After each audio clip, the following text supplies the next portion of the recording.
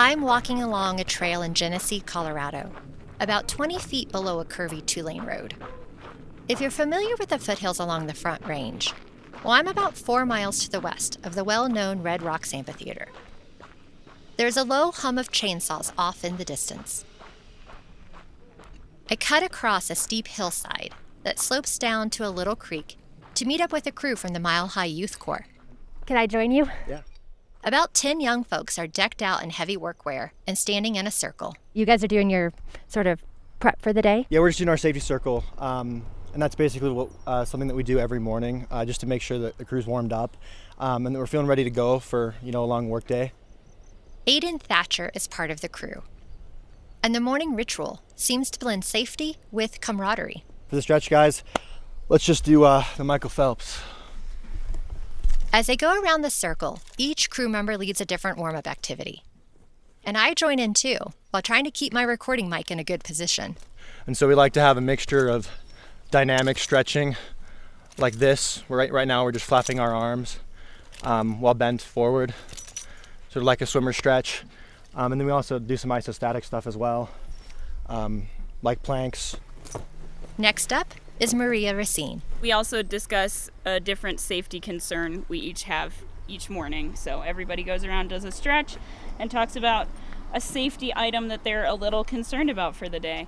My stretch will be high kicks, and safety concern for the day, definitely footing, because we're on a very steep hill. There's lots of duff and pine needles, and it is a little damp right now, which makes things a lot more slippery.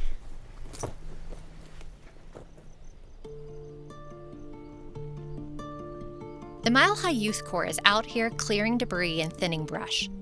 They're using chainsaws and pulley systems to remove what they cut, making the community around here safer from fire.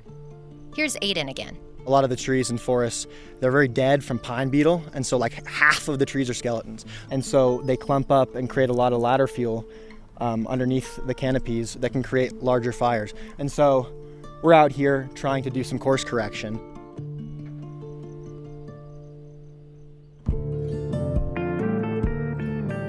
This is United by Fire, a podcast exploring hard truths about our landscapes and ourselves. In this episode, we look at some policy and funding levers and what happens when we have to make hard choices about every dollar we spend. My name is Kristan Uhlenbrock, and from the Institute for Science and Policy, this is episode 7 in our series.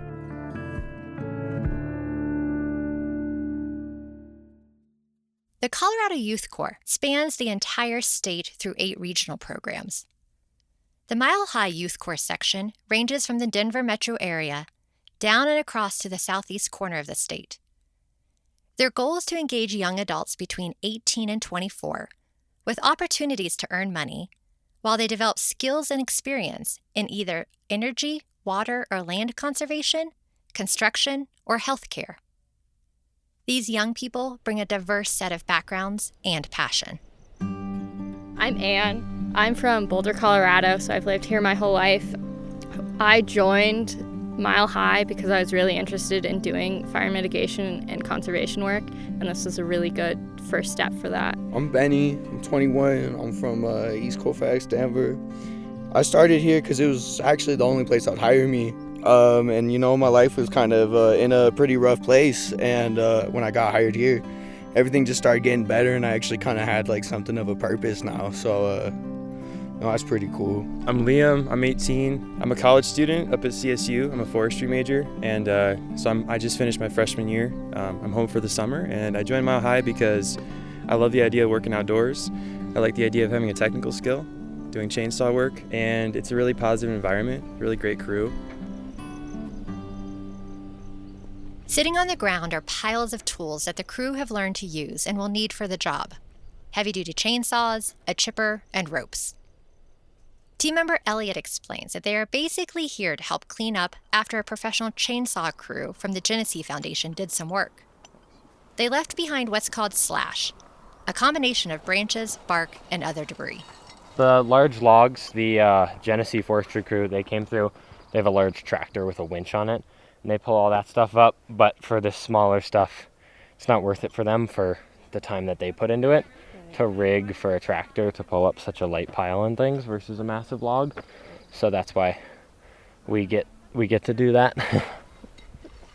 I watch as the crew works together to rig a system, discuss a strategy, and then use their body weight to haul Slash up a steep hill. 3, 2, 1, pull! We're stuck on a rock, but we can get it. Oh, Brian fell over, that's what happened. That's why we stopped. Yeah, okay. Okay, 3, 2, 1, pull! Perfect.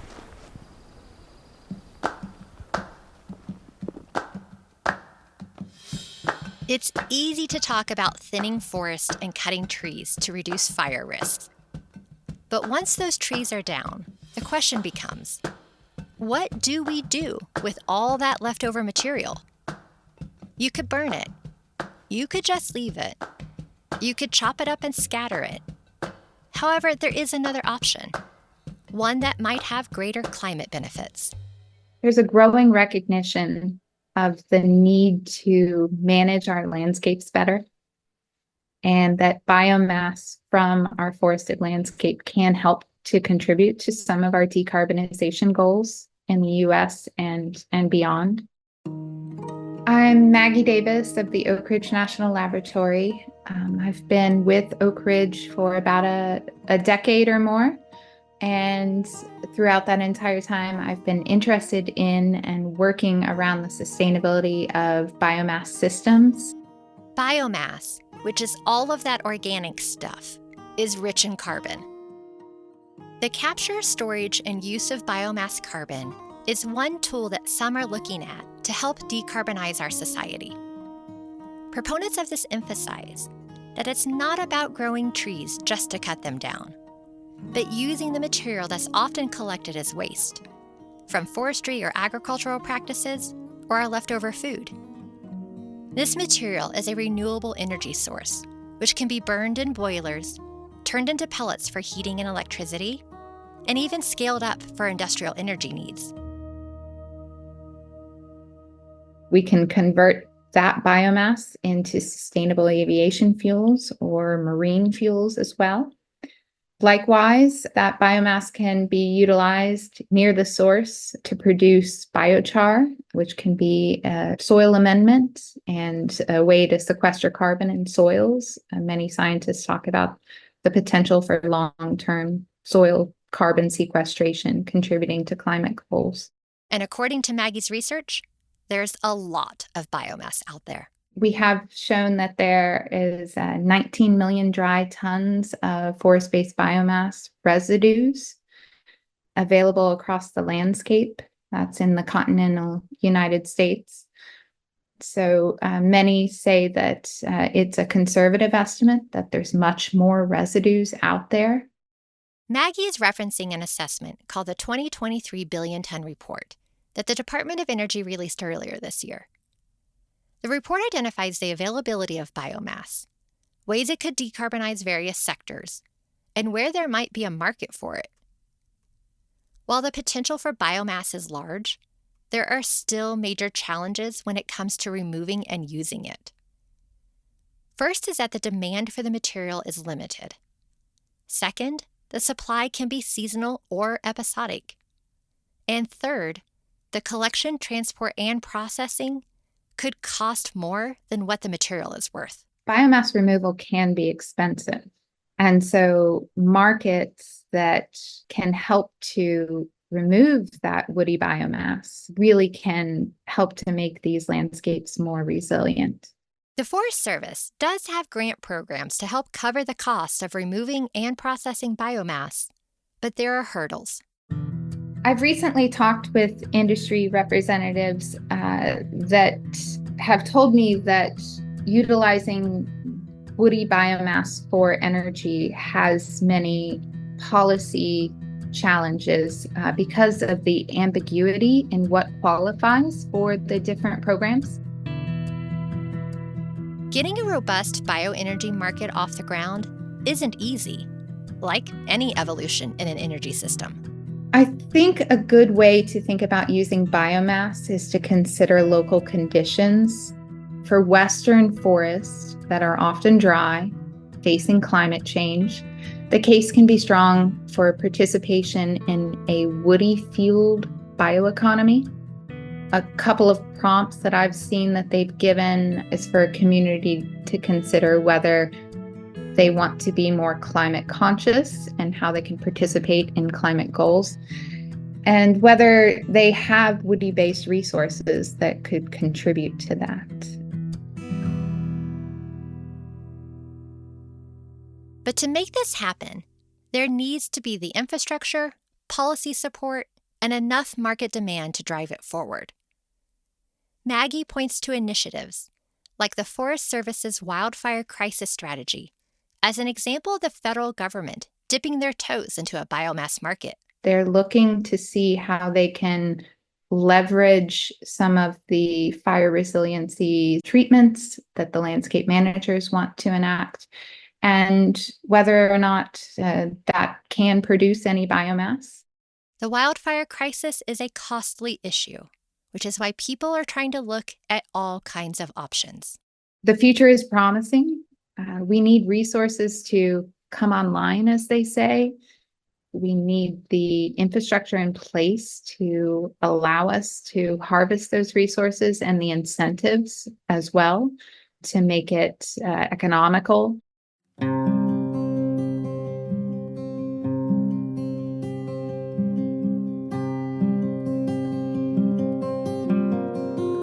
As we think about ways to help tackle the wildfire crisis, new markets might be one piece.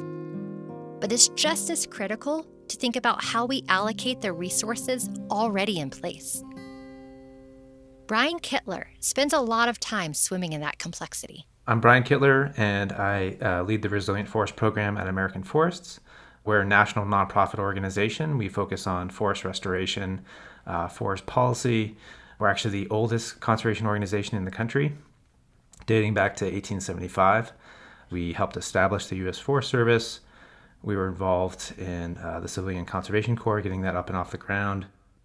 Brian and his organization use a climate-informed approach to reforestation and forest strategies, including helping to pass 2 landmark federal funding bills.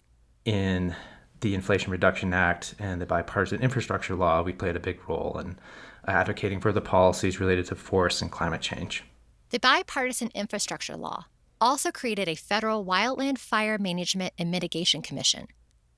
The commission, which Brian was a part of, was made up of 50 diverse representatives from across sectors, and their goal was to build consensus and give recommendations to Congress. It was this pressurized environment where we had to work together to think through the entire wildfire system and the policy fixes that we need. Where we as a group landed was that we can't be thinking about wildfire and our engagement with it as a human species as sort of distinct buckets, right, of wildfire suppression, wildfire response and recovery, and the landscape restoration work that we do to try to lessen the impacts of fire when it inevitably comes. This is a massive problem, and it's not something that you can put a Band-Aid on. We need a holistic, comprehensive policy framework for the entire wildfire problem. The commission laid the groundwork for a strategy that not only the federal government can look at, but also states and local communities. It's an exercise in sort of the democratic policy process. It's hard to do things by consensus, but we came up with 148 recommendations, some of which are really tactical and actionable now, some of which are more visionary futuring of where we need to get. Having read the report, I found it encompassing and candid. Here's a line from the report. Also critical is the need to shift our approach toward proactive actions intended to better prepare for wildfire impacts, reduce those impacts, and build resilience for the future. For too long, we have relied on a reactionary system that has led to growing costs and losses without effectively addressing overall wildfire hazard and risk. I suspect we're going to be dealing with those recommendations and those issues really for the next 10, 20, maybe 30 years. So, it was a roadmap. That's really what we set out to create, and now we have it. In the Bipartisan Infrastructure Law and the Inflation Reduction Act, which passed in 2021 and 2022 respectively, there is about $24 billion for wildfire-related issues. Brian acknowledges that was a positive step, but worries about when that money runs out. We know that we need to invest roughly at that level going forward. And if we as a country choose not to, the consequences of that are going to be that we're going to be paying for it in disaster response funding. We're going to be paying for it in degraded watersheds. We're going to be paying for it in communities that are displaced and aren't coming back, lost economic productivity, all these factors, right? $1 in mitigating wildfire risk saves about $6, right? That's the sort of real economic framing that I think we need to grapple with as a country. And it's a choice. We can choose to try to create a more resilient future for ourselves, or we can choose not to. And, stakes are high. Our government's strategy has been to stomp out fires wherever we find them. But that's come at a steep price. It's like treating the symptoms while ignoring the underlying disease. And Brian says this approach has often come at the expense of fire prevention and forest health. So over the last 100 years, we've built up a large sector related to wildfire response and suppression. So well over 50% of the Forest Service annual budget, for instance, has historically gone to that in the last few decades. And I think we need to be thinking about a more balanced approach as a country. So investing in pre-fire resilience treatments, whether that's prescribed fire or thinning or some combination of that to make our forest more resilient. We need to be investing a lot more in creating fire-adapted communities. And we need to be investing a lot more in recovering from these, really, really large, high-severity fires when they happen, both in our communities and the natural environment. Whether it's the reinvestment of a current dollar or adding a new dollar, many argue that our wildfire funding has not adapted to the times in which we live. So my hope is that we get to a point where, as a country, as our policymakers and leaders are really recognizing that we need that sort of complementary investments in the entire system. Building resilient forests and communities takes a real understanding of the trade-offs we face today, to weigh the risk with the benefits, and figure out a way to course correct. The best possible decision making that we can about when and where to apply suppression activities, or when and where to let fires burn. Right? That's sort of the critical question. And there are points in time where the best possible outcome is to let a fire burn. And I know that can be a controversial thing because of potential risks. And suppressing all fire has really, really been a disaster for this country. So creating better ways in which we can make those decisions is really what we need to be doing.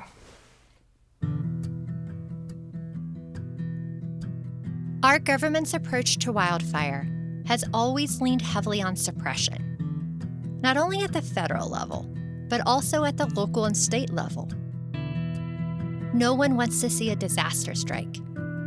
Yet we know letting some fires burn can be beneficial. It's a difficult tension.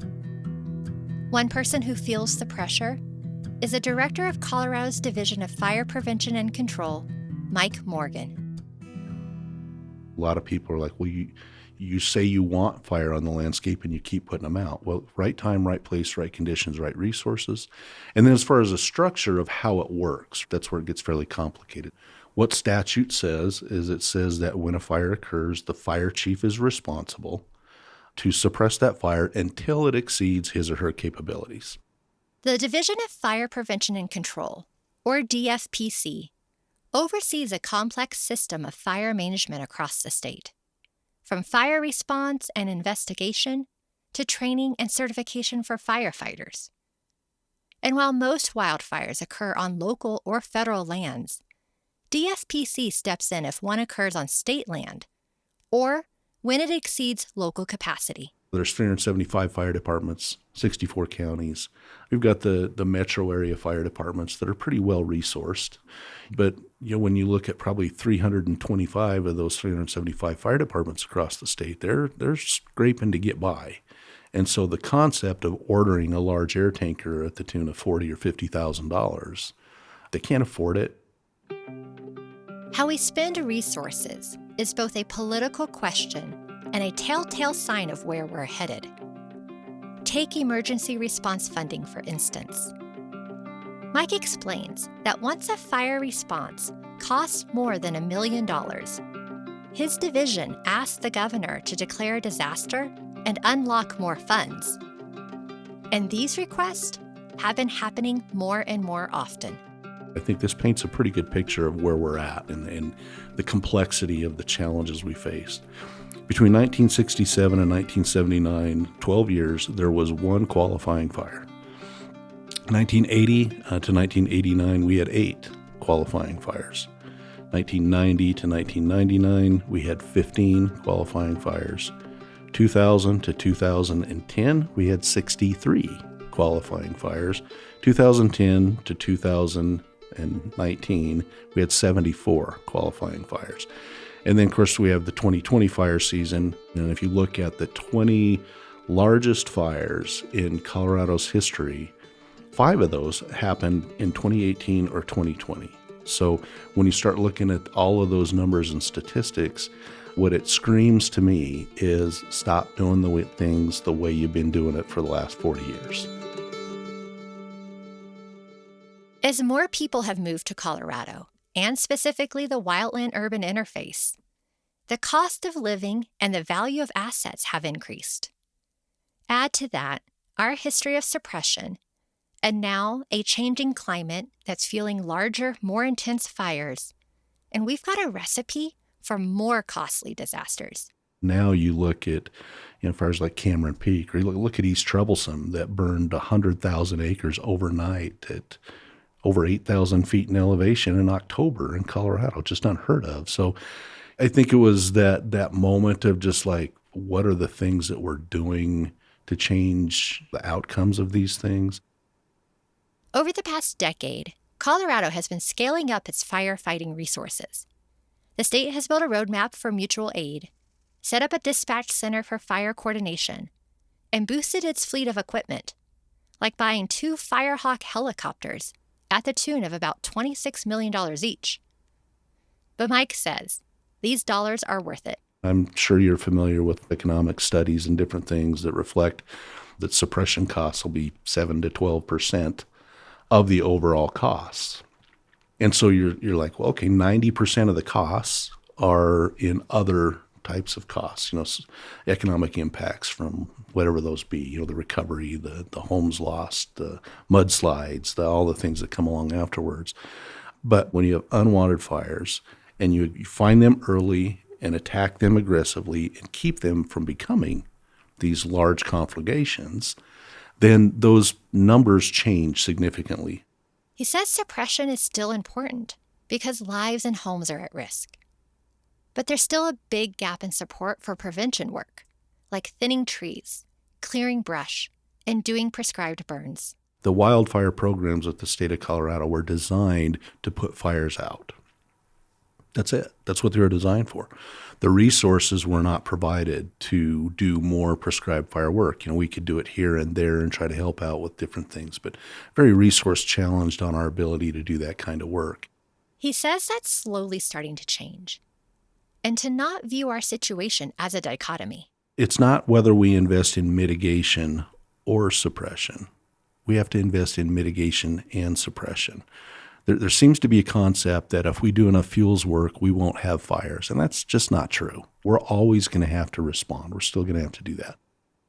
He points to one of the tools that gets a lot of debate, prescribed burns. The threat is fire, wildfire, and yet fire can be part of the tool to help us get out of where we're at, and that's kind of ironic. You have wanted fire and you have unwanted fire. So wanted fire means that it's the right time, it's the right place, it's the right conditions, and we have all of the right resources available to us if something's to go wrong, right? That's the wanted fire. That takes a lot of preparedness, a lot of planning, a lot of resources, but how do you get that to the right level to make a difference, to do it safely? Like we talked about in the last episode, prescribed burns are useful, but come with challenges, whether that's public perception or liability. In 2012, a prescribed fire called the Lower North Fork Fire escaped during an unexpected high wind event, killing 3 people and destroying dozens of homes. That led Colorado to create stricter burn rules on non-federal lands for some time. And while I won't be unpacking the legalities around liability in this episode, it is an important part of the conversation. We have to find a way to do this safe, because something is going to go wrong and that private landowner is not going to have the protections that they need, right? So what's the balance? Mike doesn't pretend to have all the answers. Instead, he's pushing to have conversations on where we need to be. I don't want to talk about what the rules are or the laws are today. I want to talk about what they should be. And let's build for an A+ to utilize more fire in the ways that we need to use it, reducing those restrictions or barriers to doing that, but make sure we continue to do it in a safe way. And then let's present that to the legislature and say, here's how we think this should work. In 2021, the Colorado legislature asked the Department of Natural Resources, the State Forest Service, and DFPC to take a closer look at how the state handles wildfire prevention and to better coordinate across missions. They found some overlaps and some gaps in the system. And it was a good opportunity to think critically about how to most strategically invest our money. So I asked Mike if he had $1 of the state's budget for wildfire, how would he spend it? I'm sure the stereotypical answer is if you ask the suppression guy, he'd say, go buy some suppression stuff. And if you ask the forest person, they'd say, well, go do some thinning. And I think that's part of the challenge we face ourselves with is let's get in a room like the Federal Fire Commission does. Let's ask the same question. Let's make some people get a little bit red-faced, get a little outside of their comfort zone, and that's where the solid decisions are going to come from. Like we have heard from many, a comprehensive wildfire strategy needs a holistic approach. And everyone needs to be aware of the gravity of the situation. I think there's still a lot of people out there that don't understand the threat they're faced with. And I think if you look, and we call it the 5 E's of community risk reduction of education, enforcement, engineering, emergency response, and economic incentives. And if you kind of take that 5-point model and say, in this particular community, in this particular area, what is the things that we're missing the most to invest in to truly reduce risk and mitigate the risk that we're faced? As humans, what human nature is we're looking for that short-term solution. We're looking for a 1-year, 2-year, 3-year, maybe 5-year solution to solve this problem. And there isn't one. There isn't one. It's taken us decades to get here. It's going to take us decades to get out of it.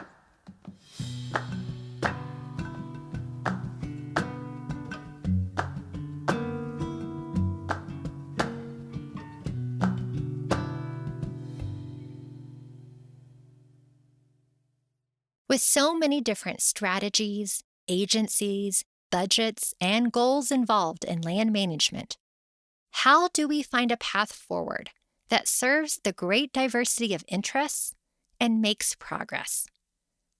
Balancing all of these priorities, like environmental protection, community safety, economic costs, is an uphill battle, which is why there are people working on tools to help decision makers navigate this tough terrain. My name's Scott Conway. I'm the Chief Resilience Officer for Vibrant Planet, which is just really a fancy word for crusty old forester. Vibrant Planet is a public benefit corporation startup filled with applied scientists land managers, and computer whizzes. Their goal is to help build wildfire resilience at both the community and ecosystem levels.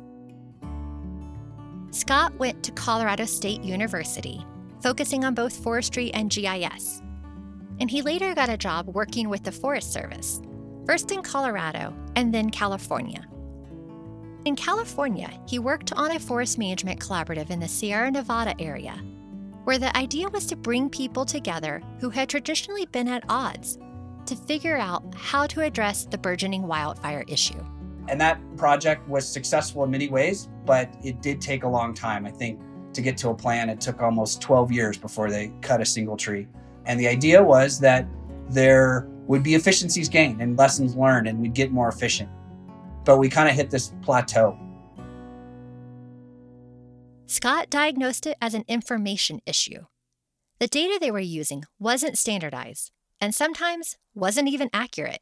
I saw an opportunity to work with the private side of the world and get those engineers from Facebook and get them from spying on our conversations and using their powers for good, and see if we could become a partner of the Forest Service and other multi-jurisdictional entities to work through these planning processes, because we had to build a strategic framework that everybody bought in to really get in front of this problem that is too big for any one landowner to deal with. But it wasn't until 2014 when Scott started making moves. That year, the King Fire broke out in California and burned nearly 100,000 acres, tearing through pine and oak woodlands. And I remember I was in Truckee, California, and there's no oak leaves anywhere near Truckee, California. And a burnt oak leaf landed on the hood of my car. And that's when I realized that something has got to change. He left the Forest Service in 2020 to be a co-founder of Vibrant Planet. They set about developing what he calls a common operating picture for land managers. So we built a data platform that's able to incorporate a lot of disparate information. But more importantly, we built it at a resolution that serves what I think is the most important person to consume that data. And that's the manager on the ground making decisions on which trees to cut and which trees not to cut. But by serving them, we can then use data architecture to scale that information up. So everybody who has a piece to play in the environment is operating with that same level of truth. The platform, called Land Tender, is a cloud-based tool that makes it easier to create scenarios focused on wildfire and ecosystem resilience. To do all this, it pulls in publicly available data and enhances it with algorithms. We're a very data-rich country. You throw a stick, you're going to find some data that expresses where that stick landed. But we're a very insight-poor country, especially when we're talking about at scale. Like when you're a forester, you're in a stand of trees and you're trying to understand what to do. You don't need a whole lot of information to make that decision because it's all in front of you. But when you're at a 2 million, 5 million, a billion acre scale, collating all that information so it's not noisy, that is a significant challenge. When I talked to Scott, he was eager to show me Land Tender in action. When he pulled out the program, it greeted us with a high-resolution interactive map of Colorado Springs and all the surrounding forested areas. Yeah, the good news is I can do a community wildfire protection plan scenario around Colorado Springs in about 3 minutes. So let's do that. So the first thing was we bring in all the socio-ecological value, and I'm going to zoom in here around Western Colorado Springs and Air Force Academy, where we map all the structures, utilities that we have access to, hospitals, cell phone towers, all the information that we have available. And then we bring in modeled fire hazards. The program has lots of layers. A user can look at current wildfire and drought risk, then layer in infrastructure and other assets like water, biodiversity, or recreation. And then add on different treatment options or scenarios based on budgets or time constraints. The nice thing about the tool is that it tries to break down silos. Users create scenarios from different perspectives. Then they can see the trade-offs that come with each decision. This is my favorite part, is because even though there is two people that came to this with completely different approaches, we can actually see where their different approaches overlap. Where this light orange, this light green is areas where we didn't agree with, but this dark green are areas where we do agree. Scott says this tool could help people move past self-interest. By its very nature, it brings people together. Whether they ultimately sing Kumbaya is probably dependent on the actual situation, but we're not pretending to say that dissolves all the conflict, but at least has the conversation rooted in objective analytics instead of pure emotion. Because what I've seen in those collaborative environments is it takes so long to generate rapport and so long to get past egos and emotion that you don't get to those hard conversations until a year in or 2 years in. And so here what we're doing is just like, let's get out of all the mud making, get to the hard issue, and let's set up that hard conversation as fast as possible. Land tender is being used by the Forest Service and other land management agencies and nonprofits, primarily in the West. And Vibrant Planet hopes to keep scaling it. So I asked Scott what success might look like. I'm tired of our communities burning down. I'm tired of bringing unhealthy amounts of smoke. I'm tired of people dying. I'm tired of people losing their insurance. So, I know that's not going to stop today. But even if we're able to save one community and save one life, then I think we're successful. Like we're not going to tackle this problem overnight, but we got to start taking some forward-thinking approaches, because what we're doing now is not working. We're losing, and it doesn't take a research scientist to measure that.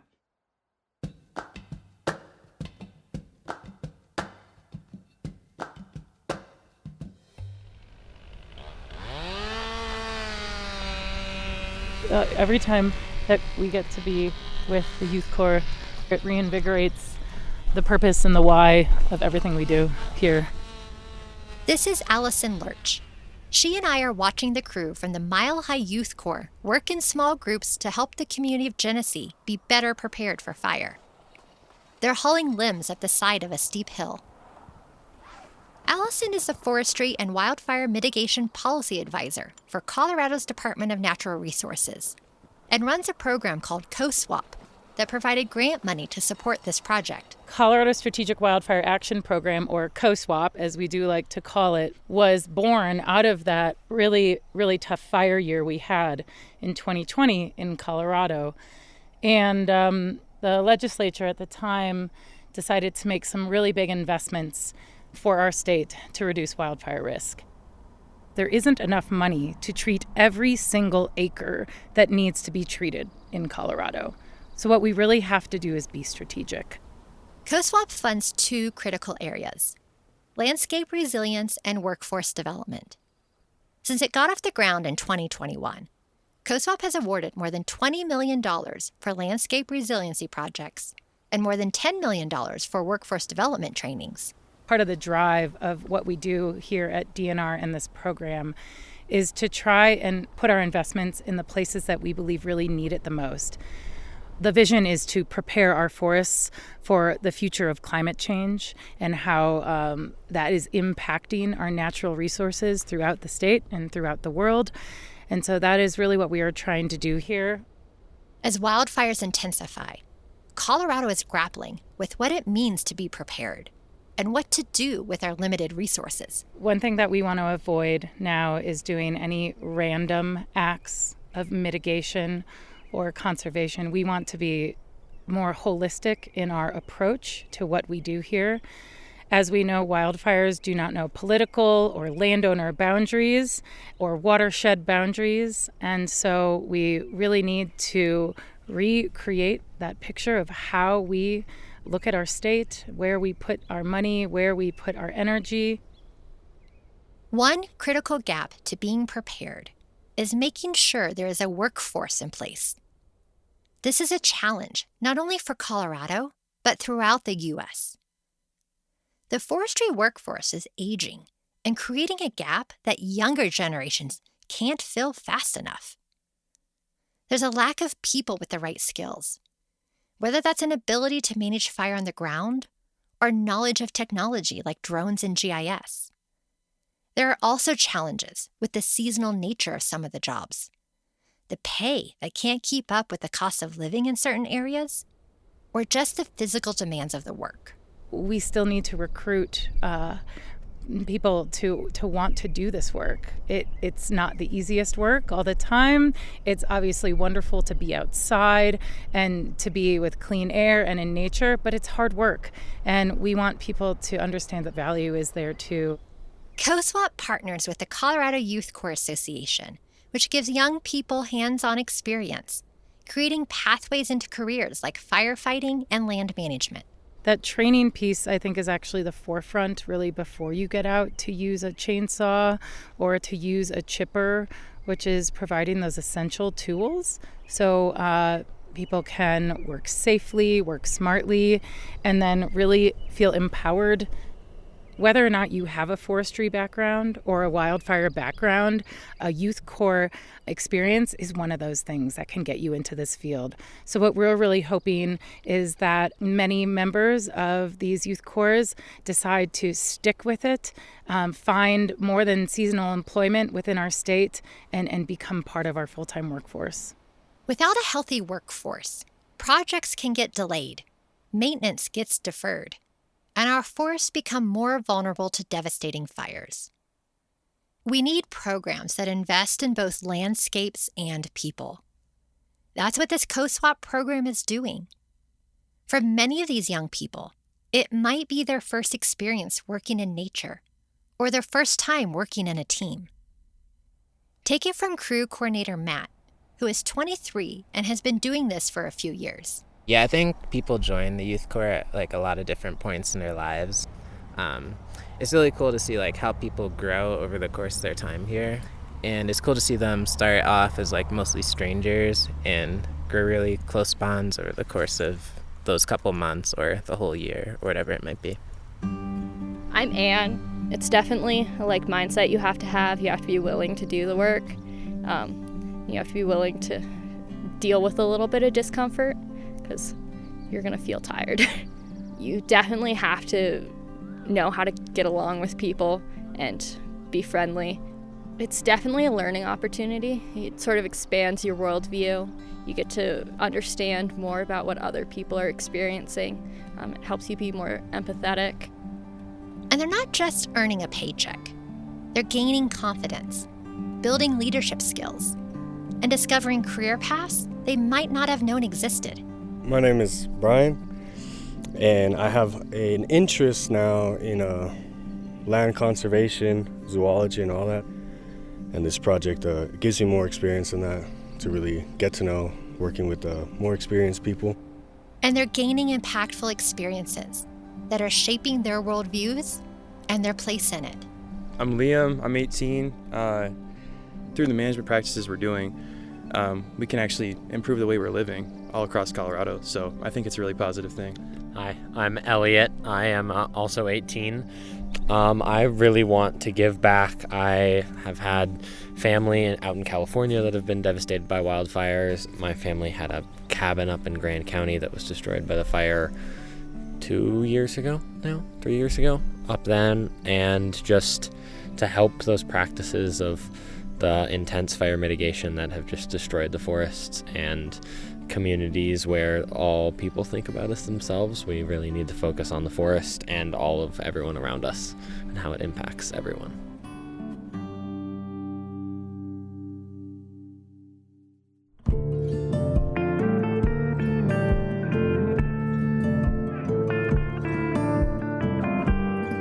This is United by Fire. Up next, we look at the future of our landscapes in a warming world. I think we're getting to a place in some locations, really across the Western U.S., where the question is not like, should we do something, and if we don't, it'll still be okay, or we'll still be a forest. I think the question is like, if you want a forest, what are you going to do to keep it there? Laws of Notion is a production of the Institute for Science and Policy at the Denver Museum of Nature and Science. To learn more, visit lawsofnotion.org. I'm your host, Kristan Uhlenbrock. This episode was produced by me, Carson Frame, and Trisha Waddell, with support from Nicole Delaney and fact-checking by Kate Long. Sound design by Seth Samuel. Original music by Ryan Flores. and additional tracks by Epidemic Sounds. For a full list of credits, check out the show notes. If you enjoy listening, please rate and review this podcast and consider supporting the Institute. Learn more about us at institute.dmns.org.